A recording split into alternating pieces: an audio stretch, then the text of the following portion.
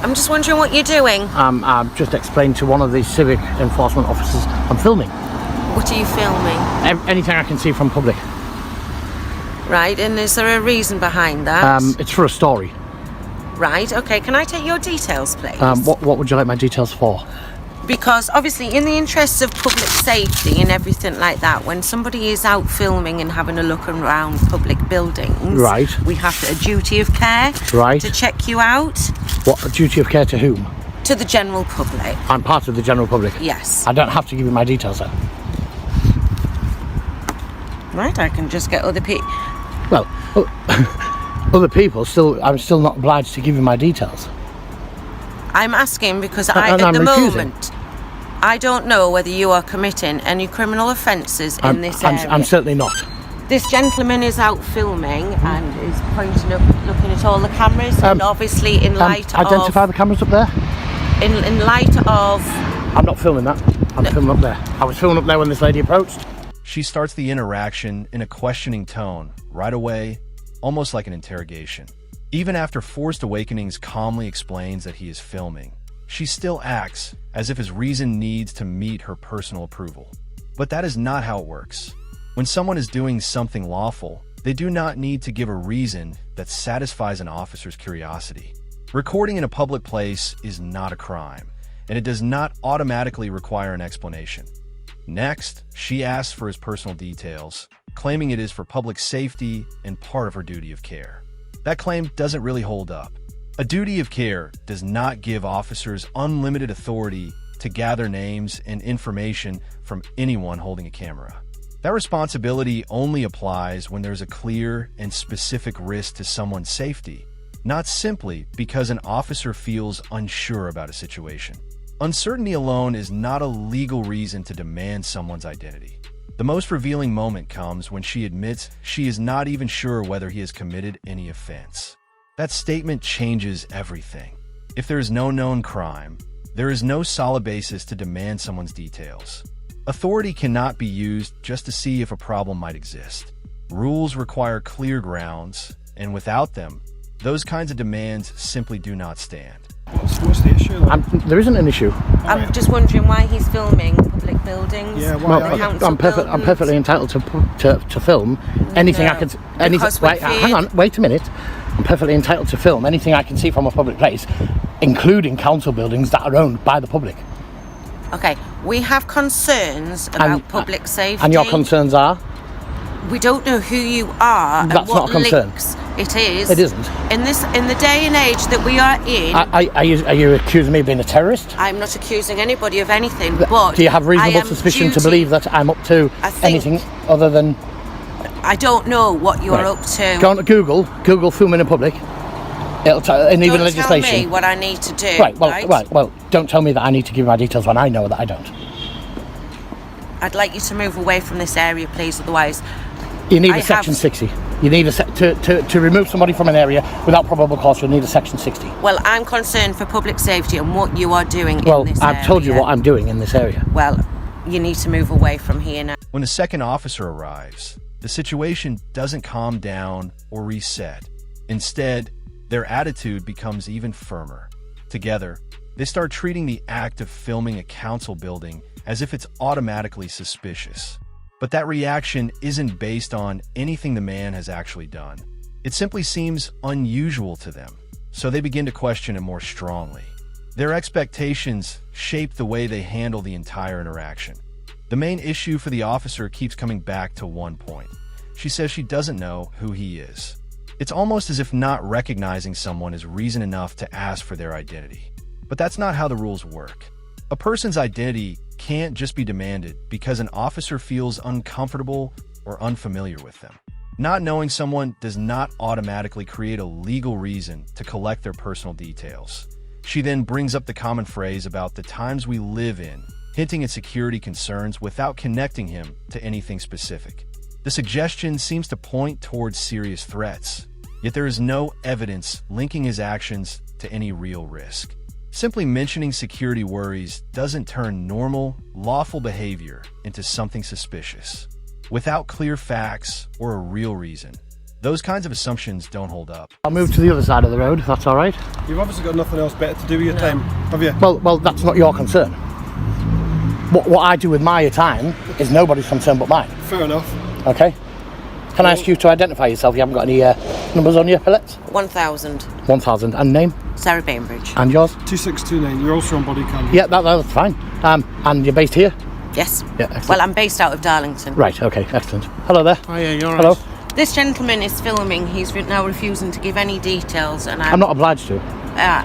I can't understand why he's out filming buildings, council buildings, refusing to give any details in light of the incidents that we're having around the area. And those incidents, whatever they may be, no concern of mine, But nothing I to do don't with me. know who you are, and I can't check you out. Well, you don't need to. Yes, I do, because I have a duty of care to the I'll tell you public. what it is, mate. It's anti-terrorism.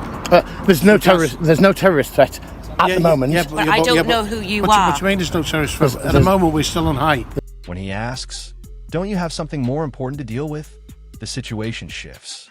At that point, the conversation moves away from any real concern about public safety and starts to feel more personal. The tone changes, and it becomes clear that the interaction is no longer just about checking a situation. Instead, it begins to reflect frustration and attitude on both sides. The officer then refers to incidents that have happened in the area, suggesting that crime nearby somehow makes his action suspicious. But that line of thinking doesn't really hold up. Just because something happened in the same area doesn't mean everyone there should automatically be treated with suspicion.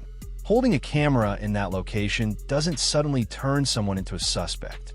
Later, when the second officer brings up anti-terrorism, the situation escalates even further.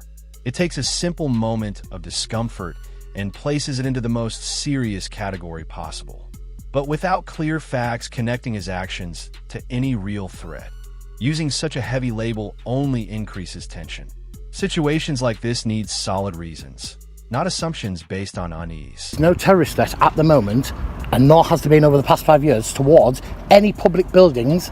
That's a lie, because there was one yesterday actually. Was there? Well, I wasn't aware of that. Well, where was there that? you go. So where was we that? don't know. So here. Yes, it was actually. Right. Yeah, There's one to the council offices as well. Right.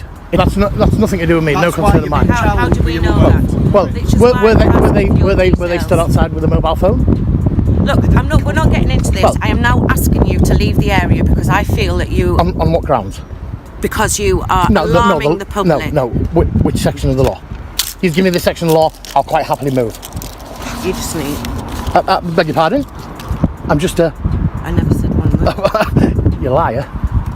We're filming you as well. That's fine. It's public. Just stand It's here perfectly until okay. you move out of the It's way. okay, perfectly okay to film in public, which is what I was explaining to your colleague.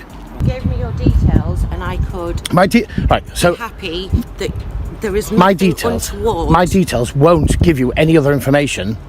I would like to check you out Well- so that I am happy that I can leave you unattended on the side of can. the road. When Forced Awakenings asks a simple question, whether the person involved in that earlier incident was even filming, the officers quickly avoid it. There's no clear reply and no effort to explain. Instead, the question is brushed aside, even though it directly challenges the reason they were using to justify their concern. Rather than addressing the point, they move the conversation in another direction. She then claims that his actions could be worrying members of the public and says she wants his details so she can feel comfortable leaving the situation as it is. That explanation shifts the focus away from clear rules and toward personal reassurance. It suggests that the decision is being guided more by how the officer feels than by any confirmed problem. But decisions in situations like this are meant to rely on clear facts and fair standards, not personal comfort. The role of an officer is to respond to real issues, not to collect information simply to ease uncertainty. Without a clear reason tied to an actual concern, asking for someone's details becomes difficult to justify. You've got no actual reason other than curiosity as to why I'm filming to be stood here I want asking. to know who you are Well, to make sure. I don't have to identify myself, and you're well aware of that. I know the law just as much Very as you. shortly, I will to prevent a breach of the peace. You can't prevent a breach of the peace can prevent if a breach none of was the going to take place. I'm not breaching anybody's peace. I have colleagues and members of the council staff who are very concerned about why you were out here filming in light of the incidents I'm yesterday. filming a story. I'm not filming in light of those incidents. Those incidents weren't even known to me until you made them aware. Prove or negate either way, all I want is your details to make sure that no members of the public are a threat They're by not. you. Well, My details wouldn't give you any more information about that. people tell me every day how good they are. I'm not saying I'm good. What I'm saying, I'm not denying either way. Everybody says all the time with interactions with the police, it wasn't me. I'm no threat. That's because your interaction, instead of accepting what I'm doing is perfectly legal. She then brings up the idea of stopping a breach of the peace. But at that moment, there is no sign of trouble. There is no argument, no threat of violence, and no growing conflict.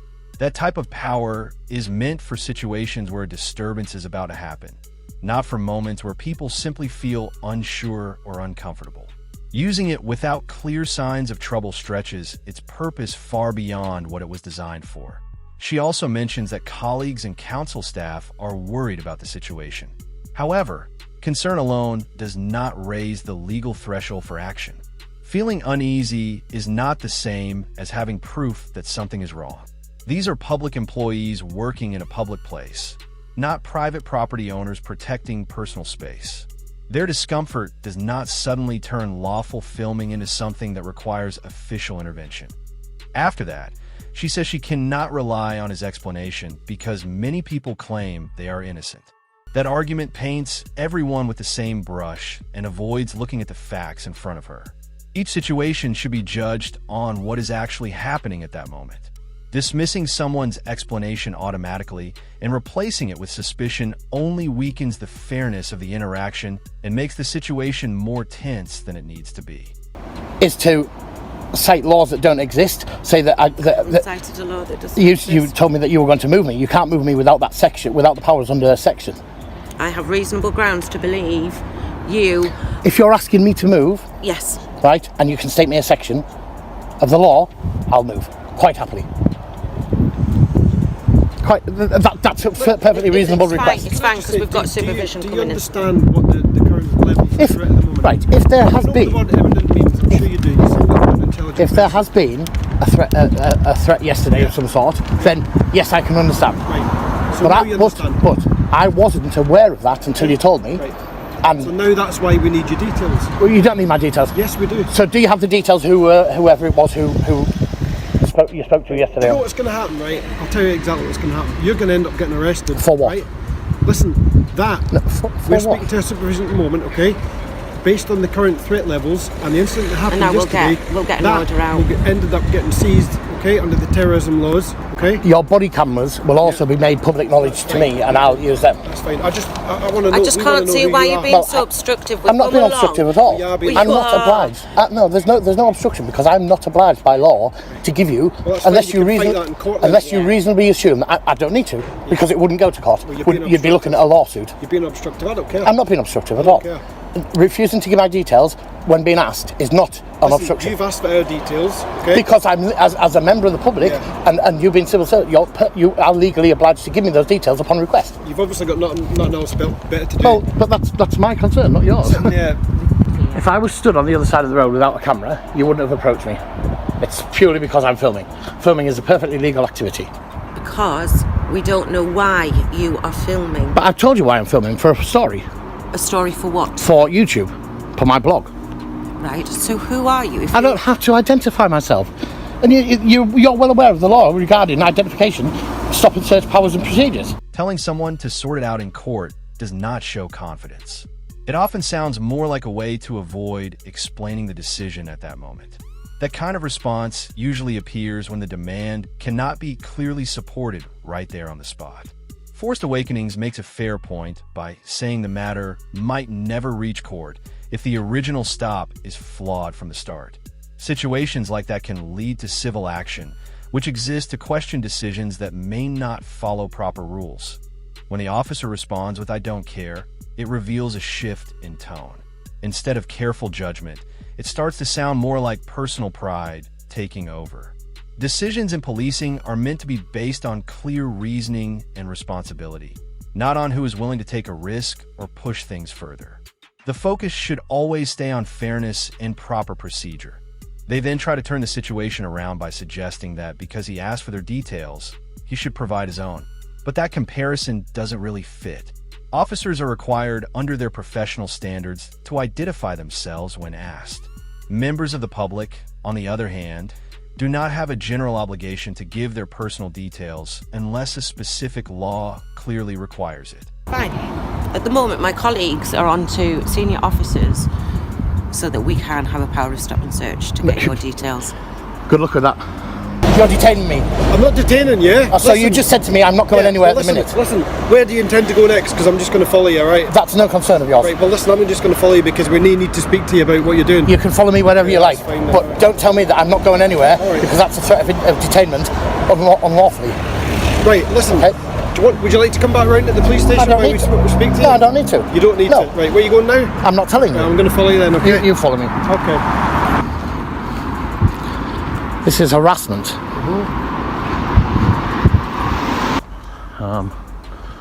Yeah, so anyway, I went in to see him, and basically he fobbed me off back to his offices most of the way. He did say that they would be doing some training over sort of data protection and dealing with photographers. Whether they did or not, I don't know. I didn't take it any further. I wasn't after them for money. It's not why I do this.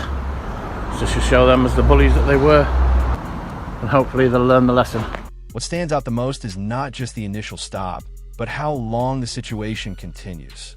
When clear authority isn't immediately available, the officer doesn't pause to rethink the approach. Instead, she keeps searching for a rule that might support the demand she has already made. Colleagues are asked for input, and even senior officers are contacted. It begins to look like an effort to find a justification after the decision has already been made, rather than identifying proper grounds first.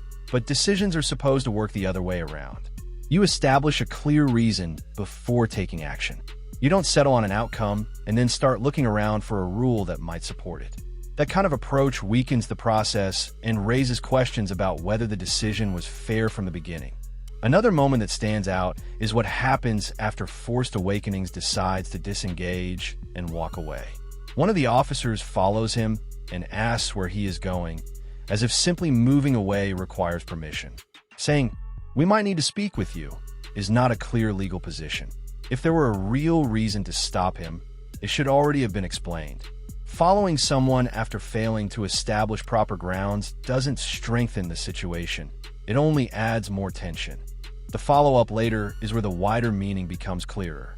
A complaint is made, and the reported outcome includes additional training related to data protection.